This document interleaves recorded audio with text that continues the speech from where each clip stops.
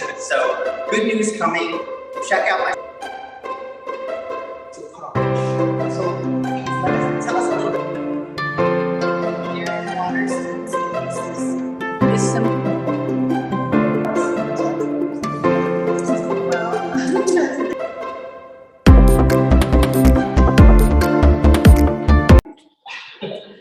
so you should just I have a weird okay, start at the beginning. Tell us a little bit about yourself. Tell us a little bit. You have an interior design background, which hello, here it is. Talk a little bit about that. You're also very supportive of the arts, and I know you've been inspired by miniatures. That's what you wants to get that. So tell us about yourself.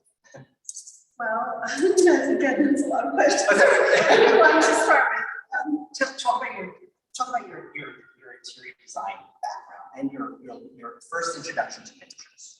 well, my first introduction to miniatures happened when I was about 3 or 4 years old.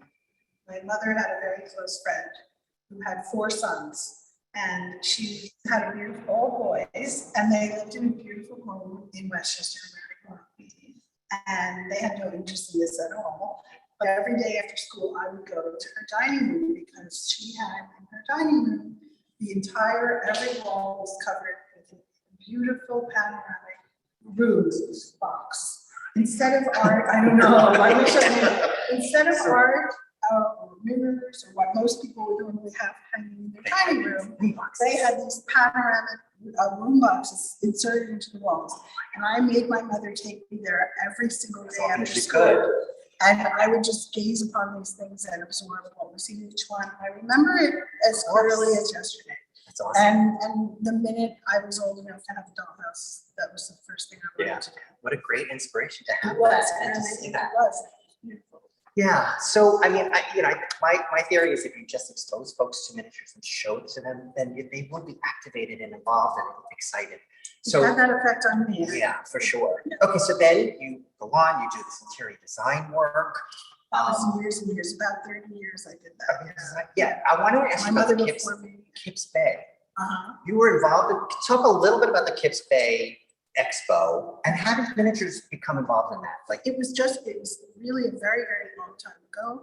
I was asked by actually a company that's no longer in business to help them make an insert, again, a similar thing, a room box into the wall. yeah, And it was a specific room for a child. yeah. And that is now actually in my daughter's room today. Oh, It's in the wall of my daughter's room. Right. Right. Yeah.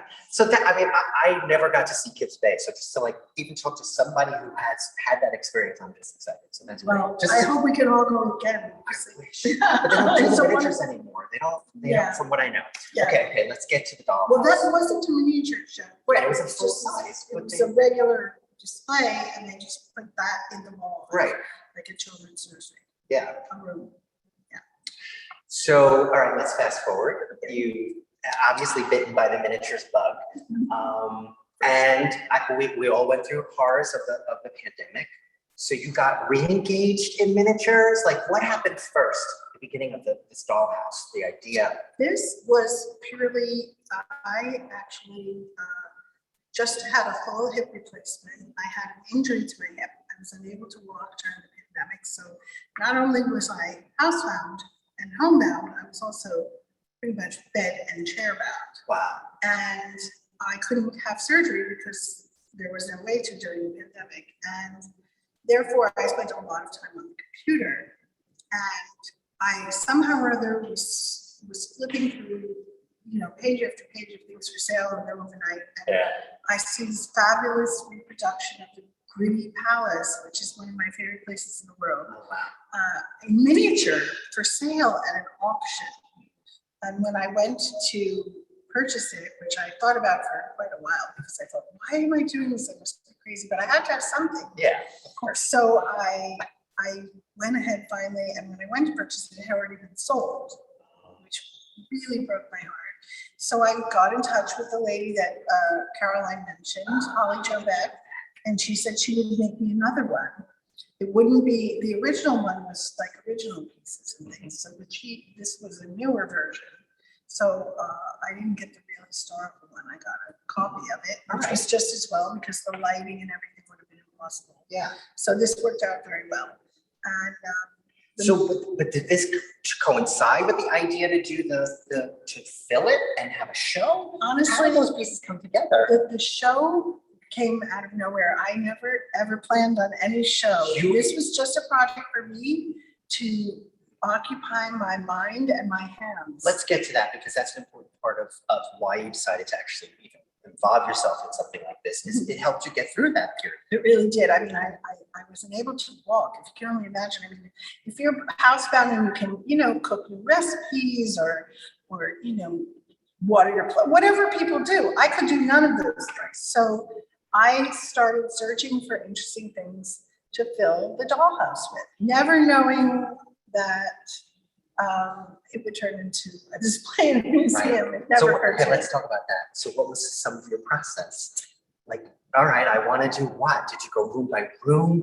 What was first? Was room by room? No, it really wasn't room by room at all. It was sort of just an overall feeling. Yeah. And I needed to reach out to people all over the world to get some of these things. And all my friends who are artists who were kind enough to make these things for me. Yeah. What was some of the responses from the artists? So these are friends of yours. They're all friends. You reached out, ring, will you make me a miniature? Exactly. And I gave them I said, anything you want, it just has to be a 1/12 scale. And it could be anything that you think would be of interest. Like, no, I just told them it was a Venetian Palazzo. Oh, okay, so they had concept. So they had a concept a little bit.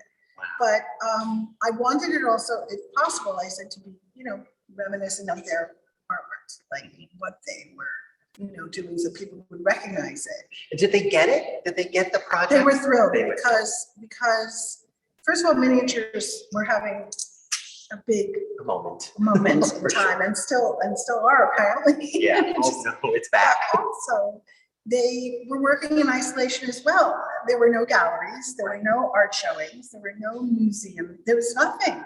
So they had a little tiny project that they could make, and they enjoyed it. It was like given as a gift to me, actually, all of them. That's lovely. And it was lucky, yes. No, lovely, but lucky and lovely. And everyone seemed thrilled about it. Yeah. So I was fortunate. I mean, my friends really came through for me. Yeah. So this is actually the first time you're seeing it today because of Here, COVID yes. and surgeries. You weren't able to. Correct. But I actually got started to walking again. see your face when you came in and saw your work. I know. How joyful you I were. couldn't believe it. It was just because I've people have shown me. A lot of my friends have come to see the exhibit, and a lot of people have sent me videos and photos and all kinds of things about it. But actually being here is really It's not the same. fantastic. You actually see it. Yeah.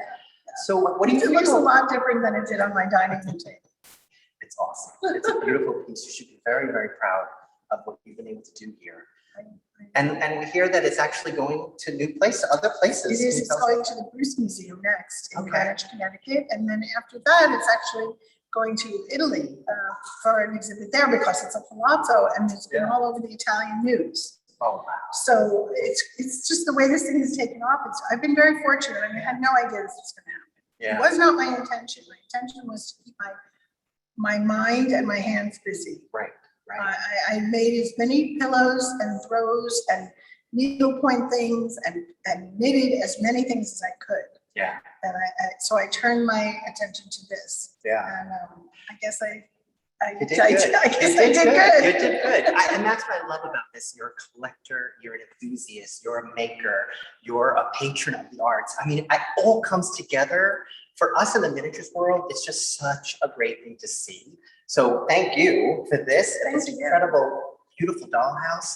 And you guys at home, this is here till the 26th. If you're in New York, it'll be here till September 26th, but then it's going on to the Bruce Museum in Greenwich, Connecticut. Yes. Just awesome. Thank you so much Thank for spending you. time. I really This has been appreciate your awesome. help. And thank you guys at home. Thank you for joining us for this Meet the Miniaturist. I want to thank the Museum of Arts and Design. Thank you guys behind the scenes. You guys did an awesome job. And thank you, Joanna. Thank you so much. So thank you, everybody. Have a great night, day, or wherever you're joining from. Bye. Bye.